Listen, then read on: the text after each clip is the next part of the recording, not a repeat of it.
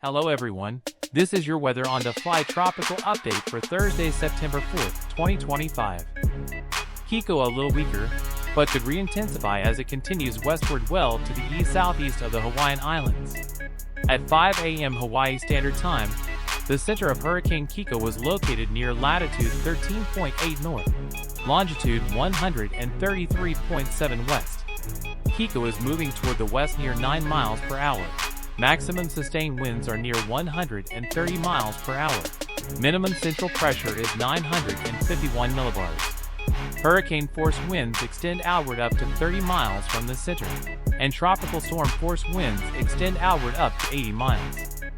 The satellite presentation of Kiko continues, with a weaker depiction compared to yesterday evening, but beginning to see some stabilization in the core, with a little more convective wrap within the southern flank of the eyewall. IR satellite and accompanying Dvorak imagery indicates a likely eyewall replacement cycle occurring over the past 12 hours, leading to the marginal degradation of the storm's presentation. However, Kiko still remains a very powerful Category 4 hurricane.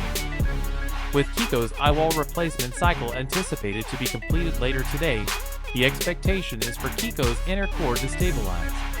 Given the favorable environment that the cyclone is traversing, the latest intensity forecast shows the hurricane re-intensifying after the eyewall replacement cycle completes in the short term.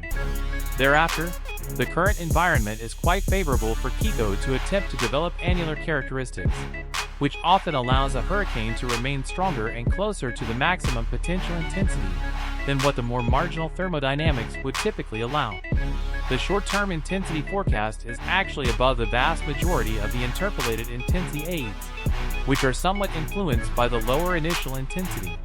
However, the latest raw output from the HAPS hurricane model guidance show Kiko maintaining Category 4 intensity for at least the next 48 hours, and that is what will be reflected in this latest forecast.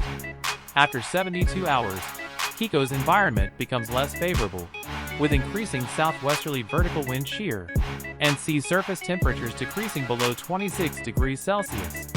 Thus, more pronounced weakening is expected from days 3 to 5, with the intensity forecast falling back in line with the majority of the consensus intensity aids. Kiko is moving due west, and this general westward motion is expected to continue through the day due to a building subtropical ridge to its north and northwest.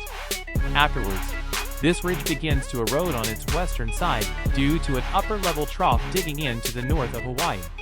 Thus, Kiko should begin to gain more latitude after the next 24 hours and maintain a more west-northwestward heading through the remainder of the forecast period.